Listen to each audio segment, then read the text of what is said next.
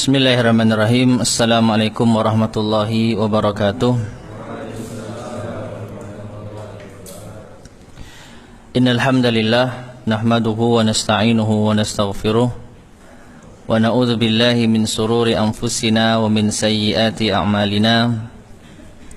Man yahdihillahu fala mudilla lahu wa man yudlil fala hadiyalah.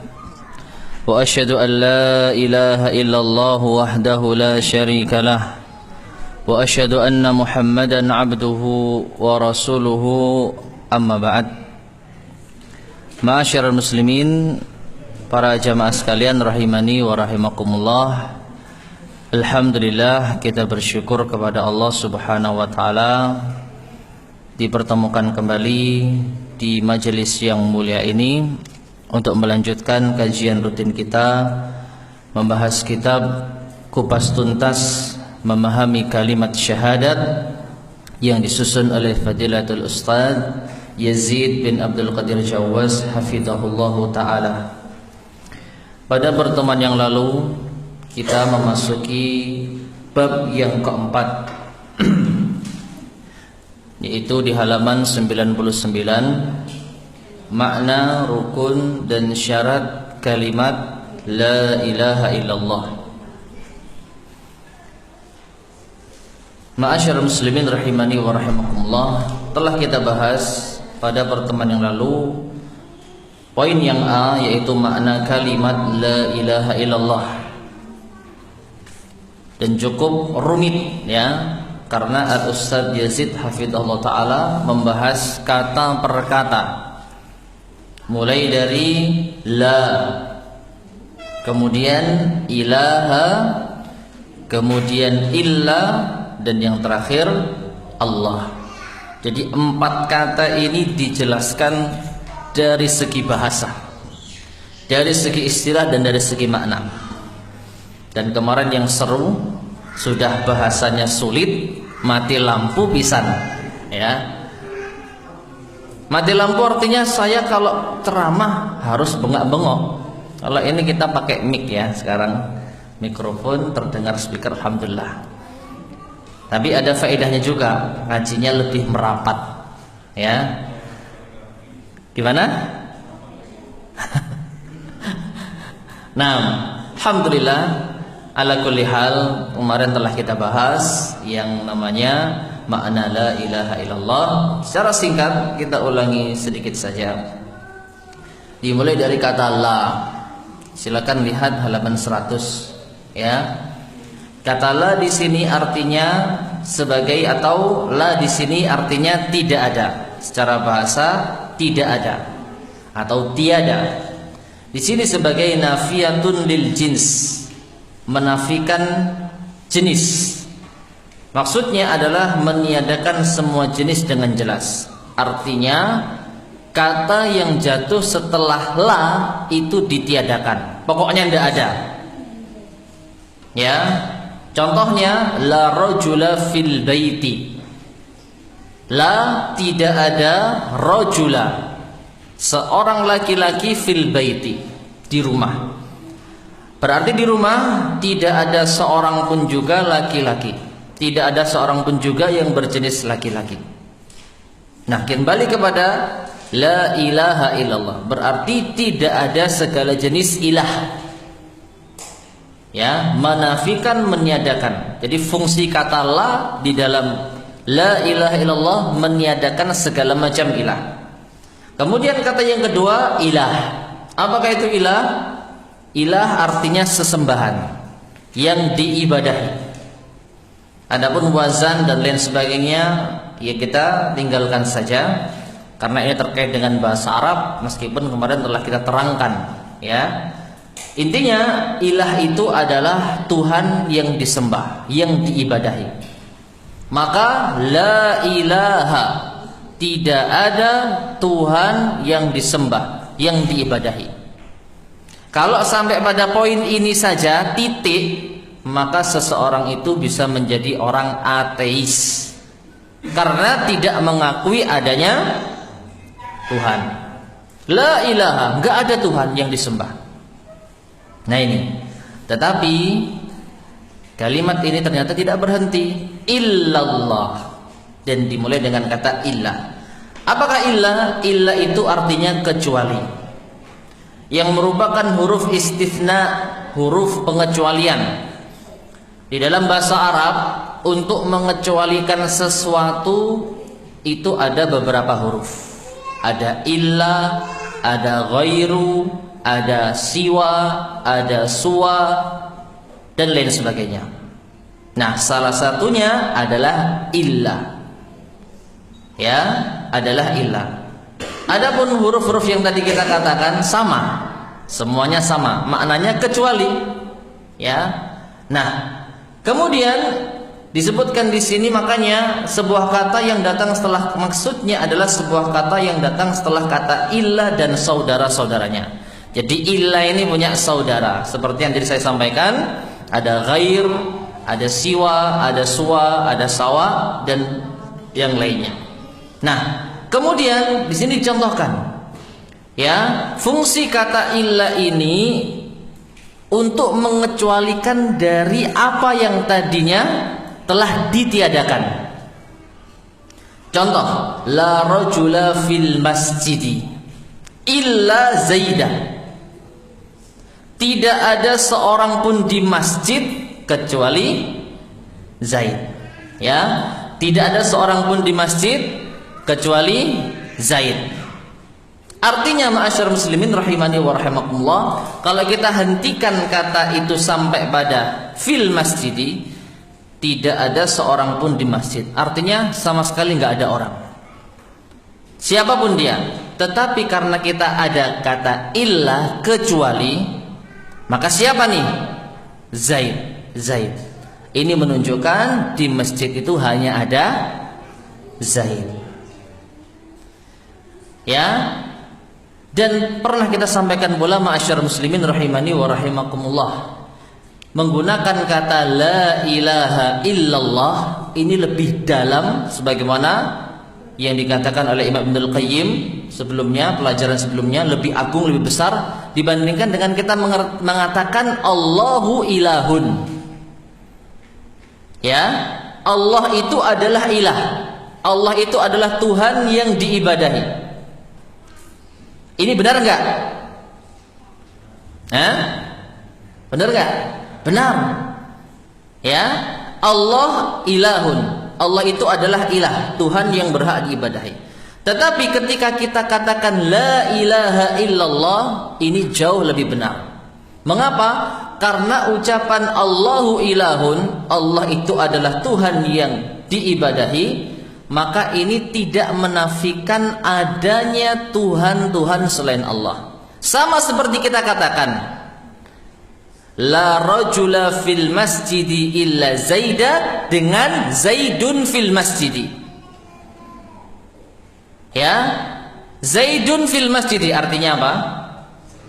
Zaid ada di masjid. Ya, Zaid ada di masjid. Tetapi apakah kata ini membatasi kalau di masjid itu cuma ada Zaid? Apakah mesti hanya Zaid saja yang di masjid? Tidak. Ya, Zaidun fil masjidi bisa jadi Amrun juga fil masjidi, bisa jadi Muhammadun fil masjidi. Artinya ucapan Zaidun fil masjidi ini tidak membatasi di masjid itu cuma ada Zaid. Hanya saja ada seseorang yang mengabarkan mana Zaid? Zaidun fil masjid. Oh, Zaid di masjid. Bersama siapa? Bisa jadi ada Umar, ada Amr, ada Muhammad, ada Ali, dan seterusnya. Tapi kalau kita katakan la rajula fil masjidi illa Zaida, tidak ada seorang pun di masjid kecuali Zaid, maka artinya di masjid itu hanya ada Zaid. Kembali kepada tadi, Allahu ilahun, Allah itu adalah ilah, Tuhan yang ibadahi. Maka kalau hanya ini saja ungkapannya, maka ada kemungkinan ilah yang lain yang benar, yang diakui. Tetapi kalau kita katakan la ilaha illallah, maka kita hanya menetapkan Allah lah satu-satunya Tuhan yang berhak diibadahi. Sehingga masyarakat muslimin rahimani wa rahimakumullah, Ini yang telah kita terangkan kemarin, inti dari makna la ilaha illallah sebagaimana yang disampaikan oleh Al-Ustadz Yazid Hafizahullah Ta'ala di halaman 99. Jadi inti dari apa yang kita jelaskan ini ada di halaman 99. Ya. A. Makna kalimat la ilaha illallah, makna yang benar dari kalimat tauhid la ilaha illallah adalah la ma'buda bihaqqin illallah. La ma'buda, tidak ada sesembahan bihaqqin yang berhak diibadahi dengan benar illallah, kecuali Allah Subhanahu wa taala. Nah, jadi ini yang telah kita sampaikan kemarin, makna dari kalimat la ilaha illallah. Kemudian kita lanjutkan pembahasan berikutnya, yaitu sampai pada halaman 104. Ya. Halaman 104. Ma'asyiral muslimin rahimani wa rahimakumullah. Selain menjelaskan makna la ilaha illallah, di sini Al-Ustadz Yazid Hafizahullah Ta'ala juga menjelaskan bahwasanya la ilaha illallah ini memiliki apa? Syarat-syarat. Ya, memiliki syarat-syarat. Nah, kemarin kita sampai pada poin adapun nas-nas yang menunjukkan bahwa kalimat la ilaha illallah memiliki syarat yang telah masyhur dalam perkataan para ulama.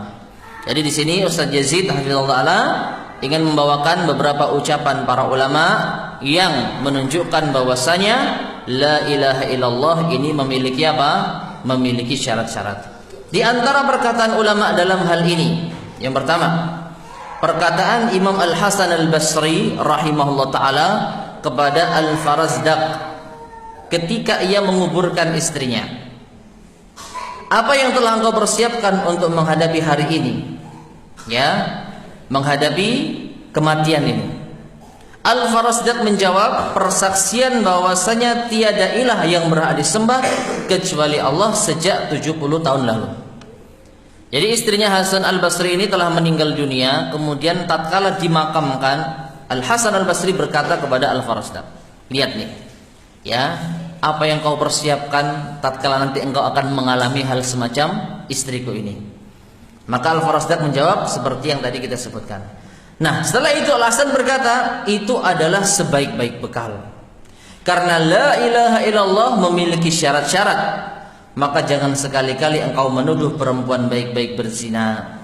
Dalam riwayat lain beliau mengatakan ini adalah tiang, lantas mana tali simpulnya? Jadi la ilaha illallah diibaratkan apa? Tiang yang memiliki tali simpul. Kalau tidak ditali tiang itu nggak bisa tegak. Ya. Nah, ini isyarat bahwasanya kalimat la ilaha illallah ini memiliki syarat-syarat. Demikian pula pernah dikatakan kepada Al-Hasan Al-Basri rahimahullah, sesungguhnya mereka mengatakan barang siapa mengucapkan la ilaha illallah maka dia akan masuk surga. Maka beliau pun berkata, barang siapa yang mengucapkan la ilaha illallah serta menunaikan hak-hak dan kewajibannya, maka ia masuk surga. Ma'asyiral muslimin rahimani wa rahimakumullah. Mungkin inilah yang dimaksud dari penjelasan sabda Nabi kita Muhammad sallallahu alaihi wasallam, man kana akhiru kalamihi la ilaha illallah dakhalal jannah. Barang siapa yang akhir ucapannya la ilaha illallah maka ia akan masuk surga. Nah, mungkin ucapan ini disampaikan kepada Al-Hasan Al-Basri. Mereka mengatakan barang siapa mengucapkan la ilaha illallah maka akan masuk surga. Maka Al-Hasan Al-Basri pun menjelaskan, mensyarah yang dimaksud yang mengucapkan la ilaha illallah akan masuk surga adalah siapa yang mengucapkan kalimat la ilaha illallah serta menunaikan hak-hak dan kewajibannya. Inilah yang bisa masuk surga. Jadi ma'asyiral muslimin rahimani wa rahimakumullah, hadis Nabi kita Muhammad sallallahu alaihi wasallam, man kana akhiru kalamihi la ilaha illallah dakhalal jannah, tidak serta-merta kita amalkan secara langsung, dalam artian tidak serta-merta kita pahami sesuai dengan teks apa adanya, butuh penjelasan para ulama.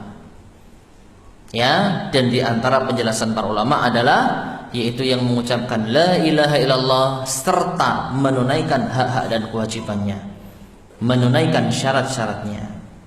Demikian pula pernah dikatakan kepada Wahab bin Munabbih rahimahullah, yaitu salah seorang ulama tabi'in.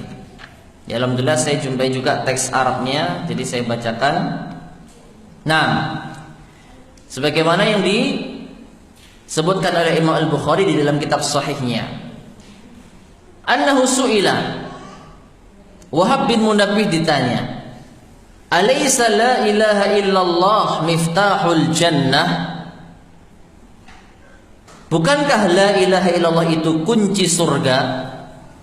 Qala bala. Maka Wahab bin Munabbih berkata, benar, iya. Walakin, akan tetapi, laisa miftahun ila lahu asnan. Tidak ada suatu kunci melainkan ia pasti memiliki gigi. Ya, pasti punya apa? Gigi. Nggak tahu kalau kunci zaman sekarang ya. Kunci zaman sekarang terkadang ada kunci yang polos gitu ya. Tapi kunci yang dikenal sejak zaman dahulu ada giginya. Nah ini. Fa in ji'ta bimiftahin lahu asnan futihalak wa illa lam yuftahlak. Dan apabila engkau datang membawa kunci yang punya gigi, maka akan dibukakan untukmu. Artinya kunci itu berfungsi sehingga pintu itu terbuka bagimu. Pintu apa? Pintu surga. Wa illa, tapi jika engkau cuman punya kunci tapi kuncinya tidak bergerigi, lam yuftahlak, maka tidak akan dibukakan bagimu. Artinya kalau kita punya la ilaha illallah tapi nggak ada giginya, dan giginya yang dimaksud apa? Syarat-syaratnya. Ya, yang dimaksud gigi pada kalimat la ilaha illallah itu adalah syarat-syaratnya. Maka baru bisa masuk surga. Tetapi kalau kita hanya punya kunci tapi kuncinya tidak bergerigi, kita punya la ilaha illallah tetapi tidak memenuhi syarat-syaratnya, tidak mendatangkan syarat-syaratnya, maka tidak akan dibukakan bagi kita. Nah, ma'asyiral muslimin rahimani wa rahimakumullah. Nah, apa namanya? Dari sini maka Wahab bin Munabbih mengisyaratkan seakan-akan kunci atau syarat dari la ilaha illallah itulah kunci yang bergerigi tersebut. Nah, dan yang terakhir, Ibnu Rajab rahimahullah mengatakan dengan menukil dari sekumpulan para ulama, sesungguhnya kalimat tauhid merupakan sebab masuknya seseorang ke dalam surga dan selamat dari api neraka. Akan tetapi ia memiliki syarat-syarat. Nah, ucapan para ulama ini jelas, ma'asyarul muslimin rahimani wa rahimakumullah. Intinya la ilaha illallah ini punya syarat-syarat. Ya, jadi keutamaan la ilaha illallah yang telah kita bahas pada beberapa pertemuan yang lalu, ada sekitar berapa? 30 atau 20 berapa gitu ya. Ini semua bisa mendatangkan manfaat bagi kita kalau kita penuhi syarat-syaratnya. Dan nanti insyaallah ya akan kita bahas syarat-syarat la ilaha illallah. Masih jauh ini ya. Nah, halaman 124. Insyaallah masih jauh perjalanan kita. Nah, kemudian kita lanjutkan makna al-ilah. Perhatikan, padahal kemarin sudah disebutkan ya di halaman 100 ketika menyebutkan tentang makna la ilaha illallah, makna la itu apa, makna ilaha itu apa, udah disebutkan. Tapi dijelaskan lagi biar lebih jelas. Baik, kita lanjutkan. Makna al-ilah. Sesungguhnya mengetahui makna dari lafaz ilah merupakan rukun yang sangat penting dalam memahami makna kalimat tauhid. Apabila kita salah dalam memahaminya, maka pemahaman kita terhadap kalimat tauhid juga menjadi salah. Al-Muallimi rahimahullah berkata, ketidaktahuan tentang makna al-ilah mengharuskan ketidaktahuan akan makna kalimat tauhid la ilaha illallah. Ya. Jadi kita harus tahu makna al-ilah. Karena ini yang akan dikecualikan. La ilaha, ya, yang akan ditiadakan. La ilaha dan akan ditetapkan illallah. Makna al-ilah menurut penuturan ahli bahasa adalah yang disembah. Ini juga sudah kita bahas pada pertemuan yang lalu. Karena kalimat al-ilah berasal dari lafaz alaha ya'luhu. Mungkin yang pernah belajar bahasa Arab, susunan ini disebut fi'il madhi dan fi'il mudhari' dengan wazan fa'ala yaf'ulu, alaha ya'luhu, yang bermakna abada ya'budu. Sama artinya. Alaha sama seperti abada, ya'luhu sama seperti ya'budu. Artinya menyembah. Meskipun yang lebih tepat sebenarnya mungkin pernah kita sampaikan ya. Ada yang ingat? Perbandingan antara kata sembah dengan ibadah, menyembah dengan beribadah. Pernah kita sampaikan enggak? Yang lebih sreg, yang lebih cocok, yang lebih mantap itu yang mana? Antara menyembah dengan beribadah.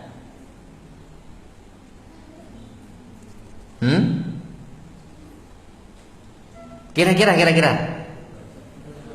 beribadah. Ya, beribadah ini lebih bagus, lebih baik. Tapi sering di sini diartikan, diterjemahkan dengan menyembah. Tidak ada masalah. Tapi perlu kita ketahui, ma'asyar muslimin rahimani wa rahimakumullah, pertimbangan kita ya untuk tetap menyebutkan makna abadah dengan beribadah, minimalnya ada dua sisi. Sisi yang pertama, ini bahasa Al-Quran. Ibadah, ini bahasa Al-Quran. Ya, u'budullaha wajtanibut taghut. U'bud, ya, dari kata ibadah. Abada ya'budu ibadatan. Ini masdarnya. Jadi ibadah ini bahasa Al-Quran. Maka kita menggunakan bahasa Al-Quran lebih baik daripada kita menggunakan bahasa selain Al-Quran. Sama seperti apa? Salat dengan sembahyang. Nah, ini tidak ada kaitannya. Ya, salat bahasa Al-Quran. Ini lebih baik kita gunakan. Sudah salat dulu. Nah, mau bahasa Indonesia mau bahasa Jawa, salat dulu. Sudah salat atau belum? Lebih baik pakai bahasa salat. Demikian pula ibadah. Ini pertimbangan yang pertama. Pertimbangan yang kedua, konon katanya sembah ini identik dengan peribadatan kepada selain Allah. Nyembah. Ya, nyembah patung, nyembah apa lagi? Pohon, nyembah batu, nyembah sapi, nyembah kuburan. Nah ini pakai kata nyembah. Termasuk pula konon katanya sembayang. Nah ini berasal dari kata sembah yang, bukan eyang Pak. Sang Hyang Widi. Itu apa itu? Apanya orang Hindu? Entah dewa atau Tuhannya. Yang jelas bukan menyembah Allah. Nah, karena kaum muslimin ya dahulu kental dengan ajaran-ajaran Hindu, sehingga kata itu diserap. Ya. Salat kepada Allah Subhanahu wa taala kalau dalam versi Islam itu sembahyang. Jadi artinya sembahyang. Nah, maka Dari sinilah ma'asyarul muslimin rahimani wa rahmatullah, sebisa mungkin kita menggunakan bahasa Al-Quran. La ilaha illallah, tidak ada Tuhan yang diibadahi dengan benar kecuali Allah. Ini kata yang paling mantap, paling pas. Meskipun kalau ada yang menerjemahkan dengan tidak ada sesuatu pun Tuhan yang disembah selain Allah, tidak kita salahkan. Cuman ini dalam masalah apa? Lebih tepatnya gitu loh. Sebagaimana kita katakan, ya, sembahyang urung, kok sembahyang sih? Maksudnya sholat, tidak ada masalah. Cuman kita dalam memilih kata alangkah lebih baiknya, ya. Ini himbauan saja. Nah, jadi masyarakat muslimin sering kita dapati Al-Ustaz Hafizahullah menerjemahkan kata abada ya'budu dengan kata menyembah. Nah, artinya menyembah atau beribadah. Karenanya ilah berasal dari wazan fi'al. Ini disinggung lagi nih ya, yang bermakna maf'ul, dan ini merupakan ijma' para ahli bahasa.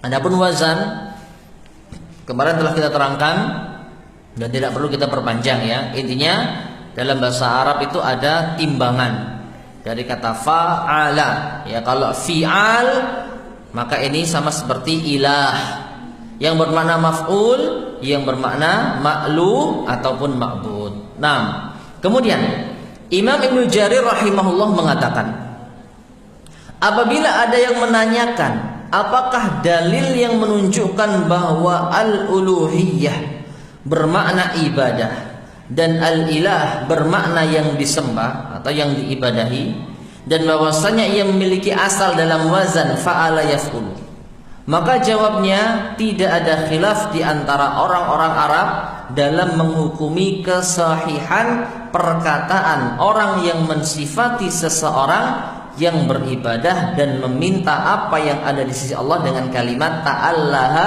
fulanun. Ya, dan di atas makna inilah para ahli bahasa berbicara.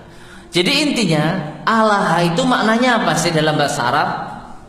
Maka para ulama tidak ada yang menyalahkan kalau Allah itu bermakna abadah. Jadi kata ada yang bilang ta'allaha fulanun, fulan itu telah ta'allaha, maksudnya adalah fulan telah beribadah, telah menyembah. Itu intinya. Kemudian Ibnu Faris rahimahullah ya berkata, salah seorang ahli bahasa, alaha ilahatan seperti abada ibadatan. Nah ini kembali lagi, kalau kita pernah belajar bahasa Arab, ada fi'il madhi, fi'il mudhari', kemudian masdar.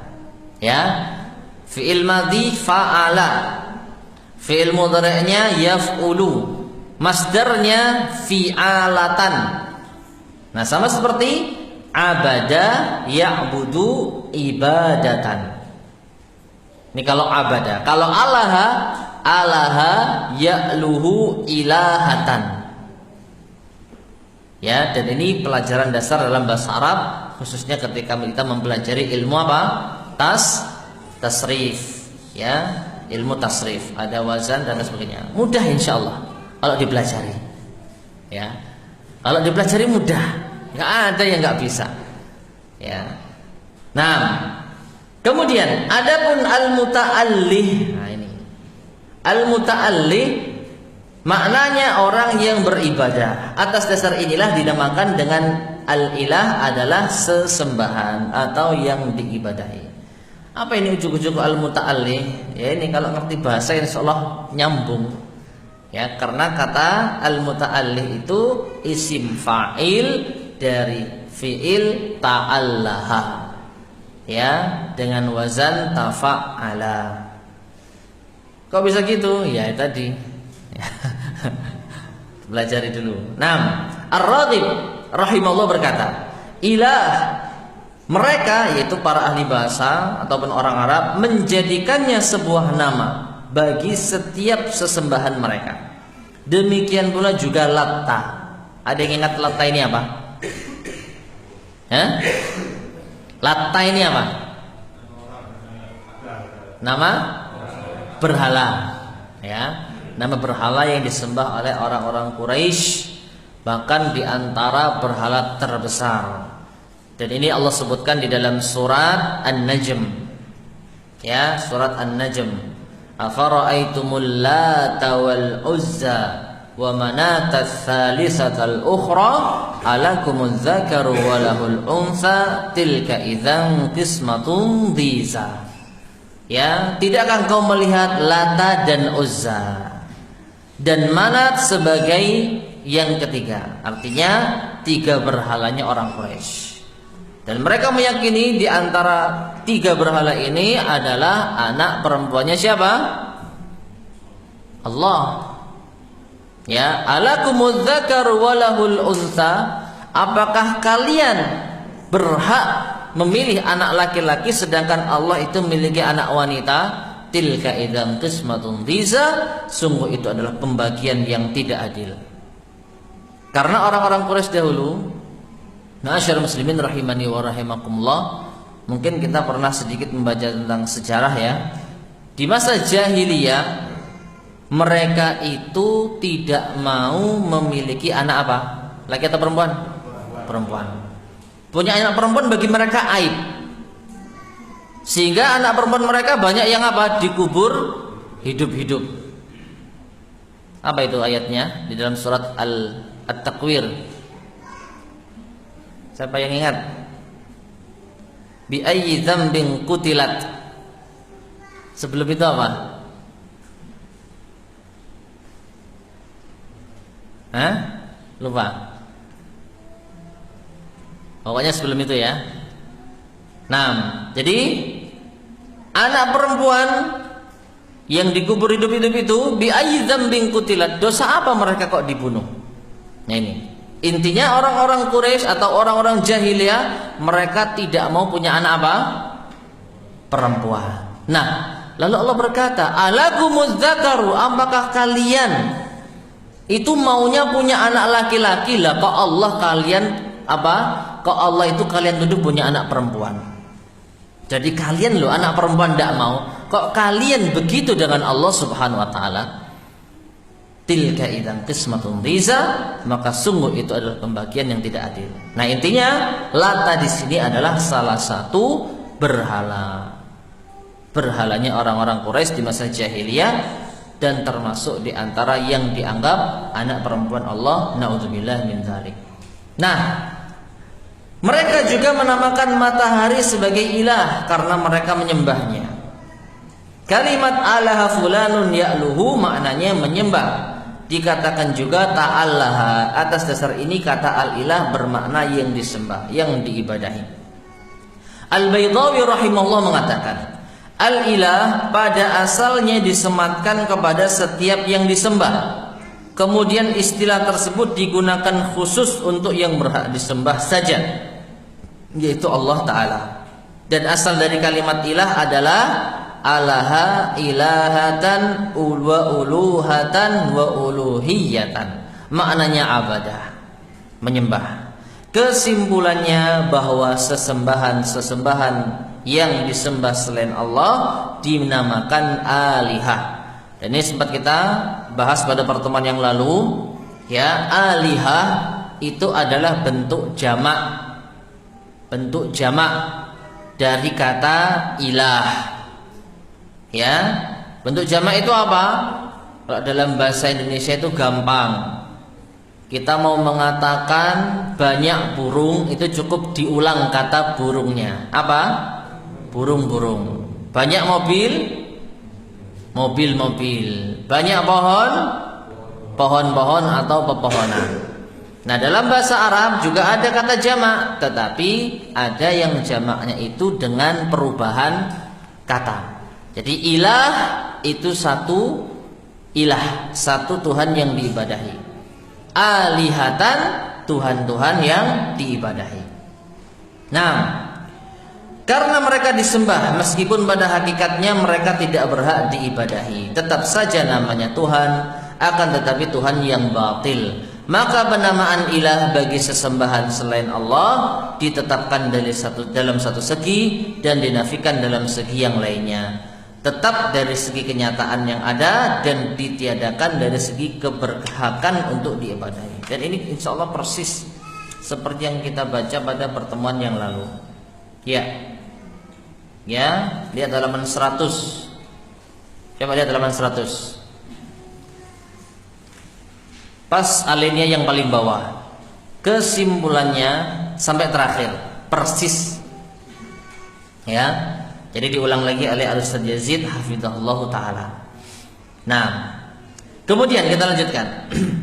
Syekhul Islam Ibnu Taimiyah rahimahullah berkata, bukan yang dimaksud dengan ilah di sini yang tidak berhak disembah. Karena Tuhan jenis ini banyak. Penamaan mereka dijadikannya sebagai penamaan mereka sebagai Tuhan dan pemberitaan mereka akan hal itu. Serta dijadikannya sebagai mereka sebagai sesembahan merupakan perkara yang batil. Ya. Coba dipahami. Syekhul Islam Taimiyah rahimahullah berkata, bukan yang dimaksud dengan ilah di sini yang tidak berhak disembah. Bukan yang dimaksud dengan ilah di sini yang tidak berhak disembah. Karena Tuhan jenis ini banyak. Ini maksudnya adalah jamak dari ilah tadi, alihatan. Ya.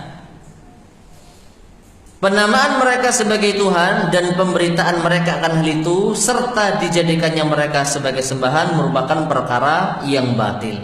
Nah, intinya orang-orang kafir, orang-orang musyrik ketika menamai Tuhan-Tuhan mereka, menamai berhala-berhala mereka dengan ilah, maka ini sebagai apa? Penamaan yang batil. Artinya kita jangan terpengaruh.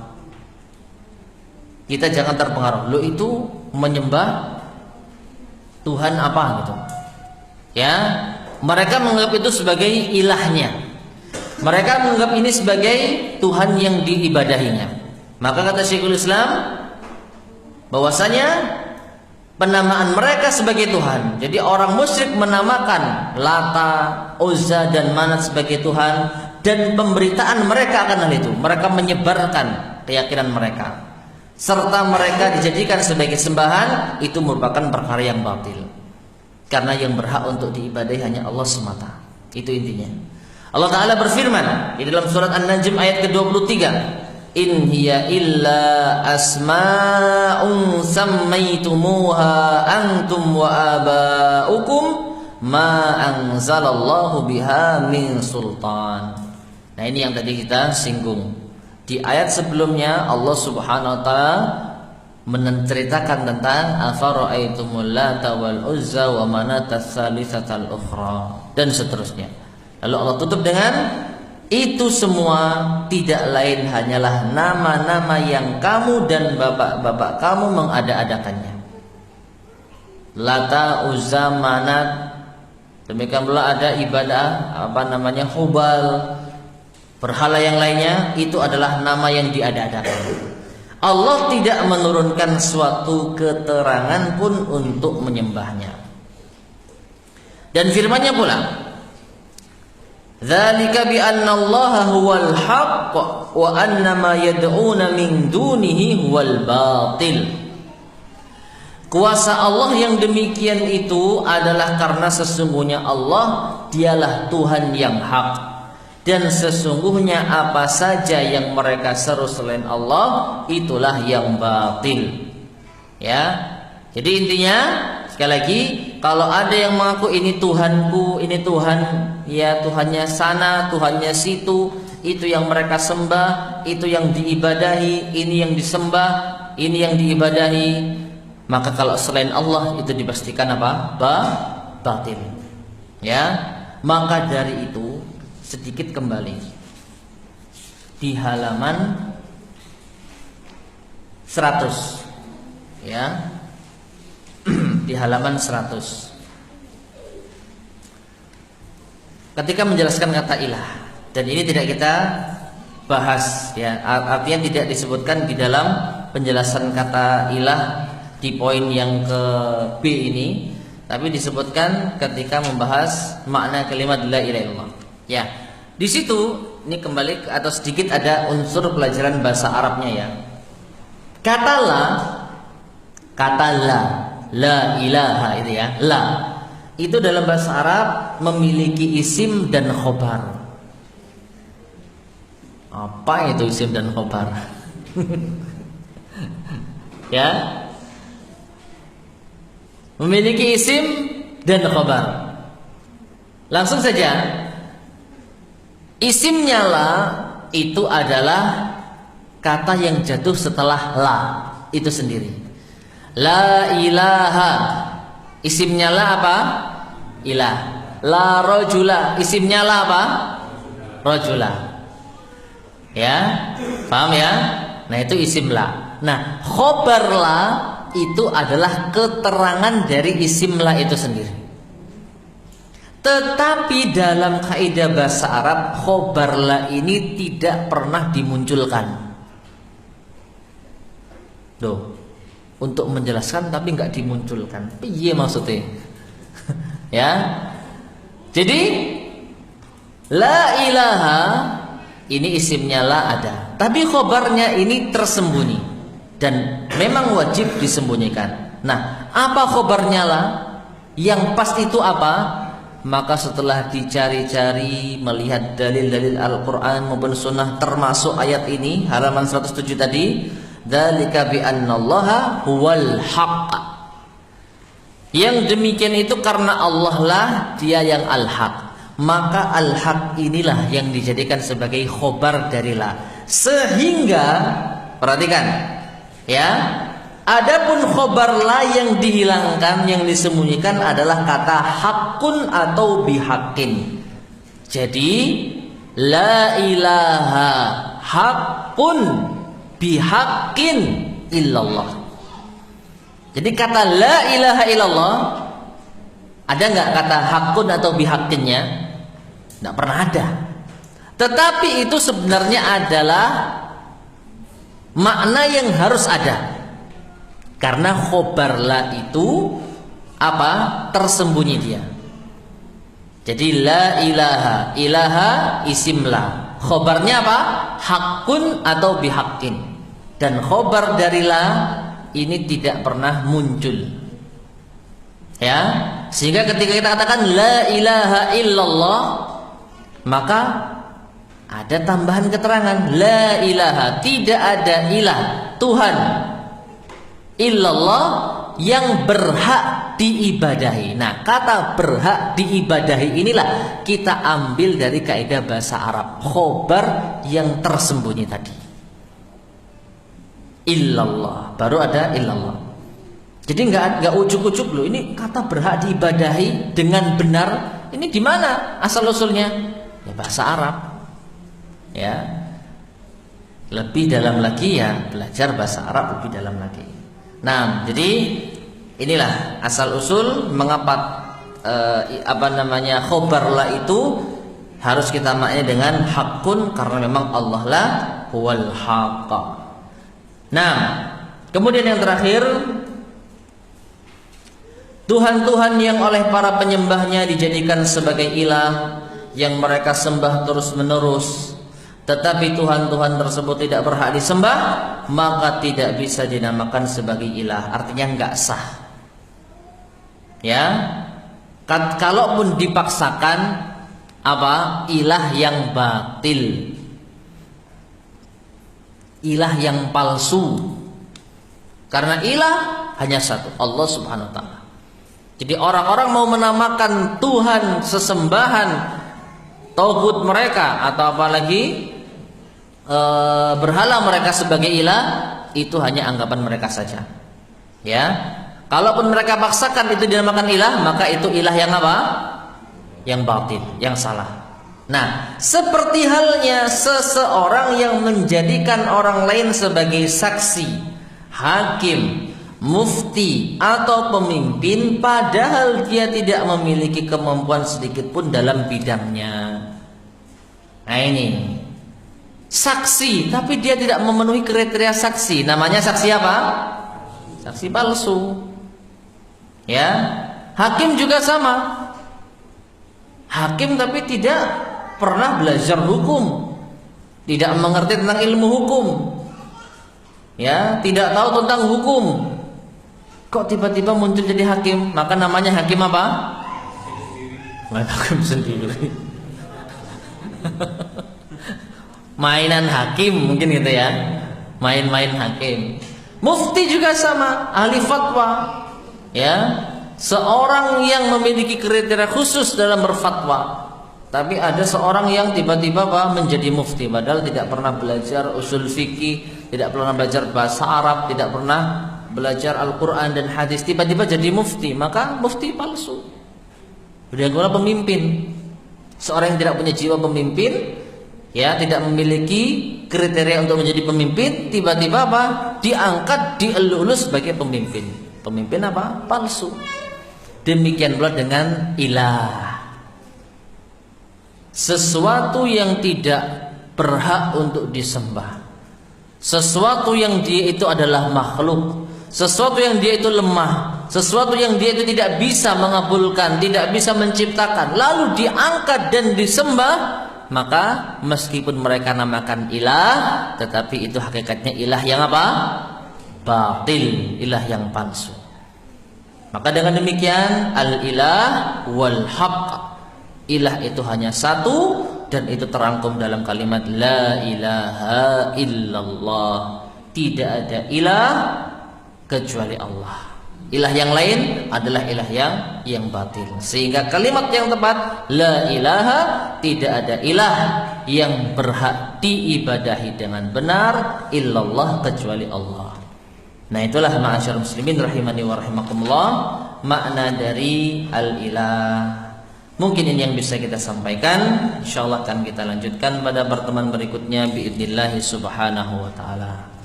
Sebelum kita akhiri, barangkali ada yang mau disampaikan, silakan.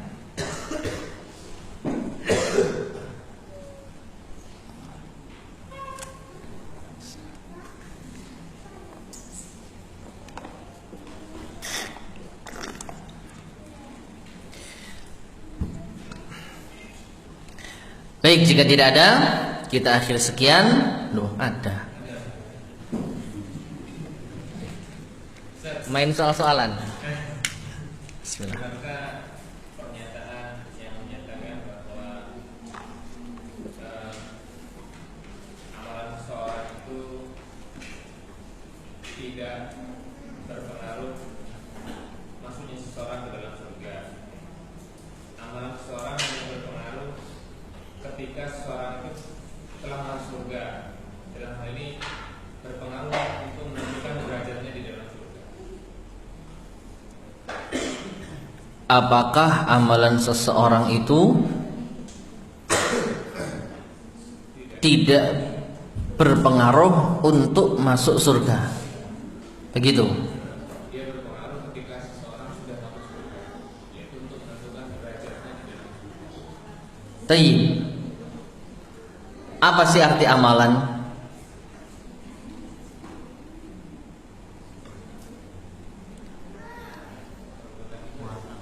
Perbuatan. Kita menggerakkan lisan kita ini amalan enggak? Kita mengucapkan ini amalan enggak? Kita mengucapkan la ilaha illallah amalan enggak? Lah, kita mengucapkan la ilaha illallah tetapi tidak berfungsi, tidak bisa memberikan faedah kalau kita nggak masuk surga.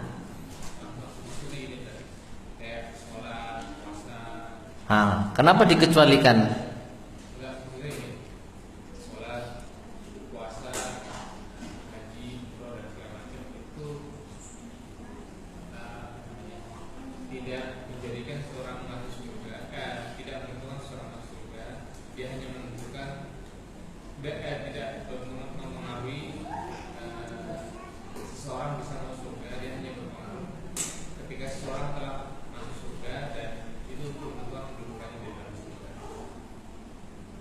Jadi kalau orang sholat itu belum bisa menentukan dia masuk surga atau tidak, begitu. Wallahu a'lam bishawab, ada sisi benarnya, tapi saya khawatir ini diartikan salah. Mengapa? Sisi benarnya karena memang syarat masuk surga itu harus beriman, harus memiliki tauhid la ilaha illallah. Orang tidak punya tauhid meskipun dia sholat, zakat, puasa, ya nggak manfaat. Orang tidak beriman, ya tidak beribadah hanya kepada Allah, dia berbuat syirik kepada Allah meskipun sholat, puasa, zakat, haji, la yanfa', tidak bermanfaat. Tetapi kalau dia bertauhid kepada Allah dan dia mengerjakan sholat, amal-amal yang lainnya, maka amalan-amalan itu akan bermanfaat baginya. Ya, jadi wallahu a'lam bishawab. Ada sisi benarnya, tapi saya khawatir disalahartikan. Disalahartikan apa? Wah, berarti meremehkan sholat. Wah, ngapain sholat? Belum tentu saya masuk surga kok. Nah, ini salah. Ya, justru makanya di antara ya iman, makna iman itu apa? Jadi nggak bisa dipisah. Al iman qaulun bil lisan wa i'tiqadun bil janan wa amalun bil arkan. Iman itu terdiri dari ucapan, keyakinan, dan perbuatan. Jadi sholat kita ini masuk ke dalam iman. Dan justru inilah wujud dari keimanan kita. Sehingga sholat kita ini juga mempengaruhi apakah kita bisa masuk surga atau tidak. Nah ini, ya, puasa kita, nah ini Rasulullah SAW menjadikan salah satu penyebab orang bisa masuk pintu surga yang apa namanya? Ar-Rayyan bagi orang yang berpuasa. Nah ini Rasulullah memotivasi orang berpuasa bisa masuk surga lewat pintu Ar-Rayyan. Jadi wallahu a'lam bishawab, ya, khawatir ini disalahpahami, sehingga lebih tepatnya amalan kita apapun itu insyaallah bisa menjadi penyebab kita masuk surga. Namun tetap harus diiringi dengan tauhid. Itu saja, selesai. Mungkin seperti itu. Wallahu a'lam bishawab. Ada lagi yang disampaikan? Ya.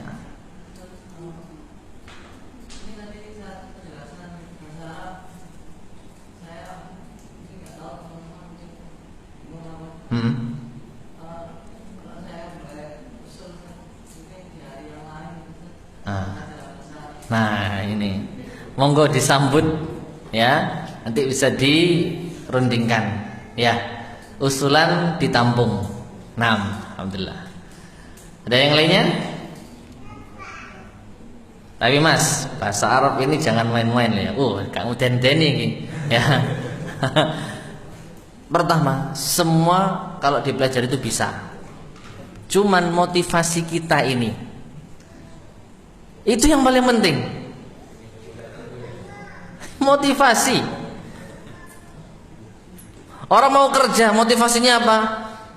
Ya jelas menafkahi anak keluarga. Mau dia kerja, mau dia masuk pagi pulang malam, ya, mau punya motivasi. Lah belajar bahasa Arab motivasinya apa? Gak jelas. Ya, atau hanya sekedar mumpung masih panas, ya. Maka bahasa Arab ini punya tantangan tersendiri, unik.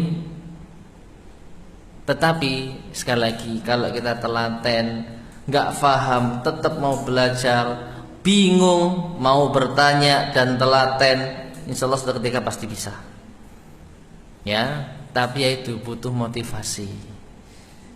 Silakan, apa motivasi Anda? Kuatkan dan istiqomahi, insya Allah bisa. Ya, banyak yang sudah sepuh tapi mau belajar terus, ya, apa namanya, menahan diri, ya, berusaha istiqomah, bisa insya Allah. Cuman itu tadi, tantangannya cukup berat. Nah, mungkin seperti itu, sedikit pesan saja. Dan jangan takut, ya, jangan takut. Coba dulu, setelah coba baru tahu nanti. Wallahu a'lam bishawab. Mungkin ini yang bisa kita sampaikan pada pertemuan kita di malam hari ini. Kurang lebihnya saya mohon maaf. Semoga bermanfaat. Subhanakallahumma bihamdika asyhadu an la ilaha illa anta astaghfiruka wa atubu ilaik. Alhamdulillahirabbil alamin. Wassalamualaikum warahmatullahi wabarakatuh.